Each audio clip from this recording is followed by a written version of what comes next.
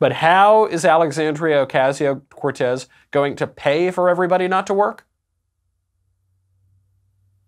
One of the reasons that this ideology or questions of whether you want to call it democratic socialism or techno-futurism or like whatever it is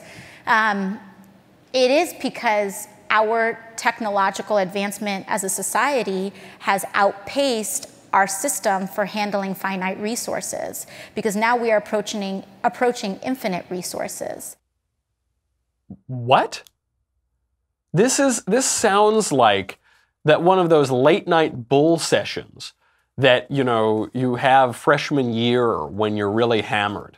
That's what she sounds like. She's, you know, yeah, man, because, you know, man, we're thinking in a finite world. You know, fine, but imagine if it were infinite, which is where we're going. We're not going, by the way, to an infinite resources economy. Things in the material world are finite. This woman, by the way, is 29 years old. She has a college degree. Theoretically, she majored in economics, which is evidence to decertify the BU economics program. What does that mean? We're thinking in this minor, you know, this kind of finite, infinite, finite, no. She says that Bill Gates has an idea. Do we have the clip of her Bill Gates idea? There are a lot of different solutions or a lot of different proposed ideas about how we go about that. You know, Bill Gates has talked about taxing robots at 90%. And what that means, what he's really talking about is taxing corporations at 90%. But it's easier to say tax a robot. So not really, actually. It's no surprise. Alexandria Ocasio-Cortez doesn't know very much about how taxation works. She thought that a tax incentive was just giving out money from a slush pile with regard to the Amazon move into New York. So she doesn't know what taxes are.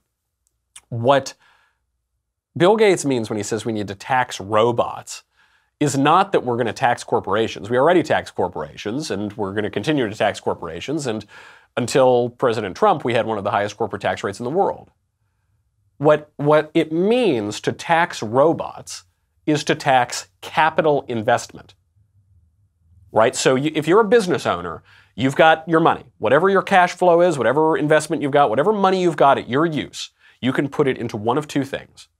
Capital, that is to say, renovating the store, buying robots, touch screens at McDonald's, capital, technology, or labor, people. You can hire more people, you can pay your people more, you can whatever.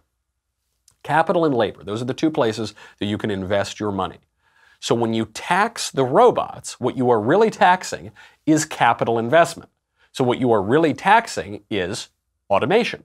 So what you are really doing is creating an incentive to keep paying the toll booth operator.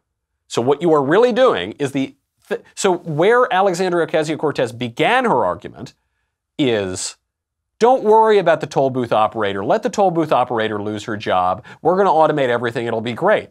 And how are you going to deal with the toll booth operator? Oh, we're going to create economic incentives not to automate anybody so that the toll booth operator can keep her job.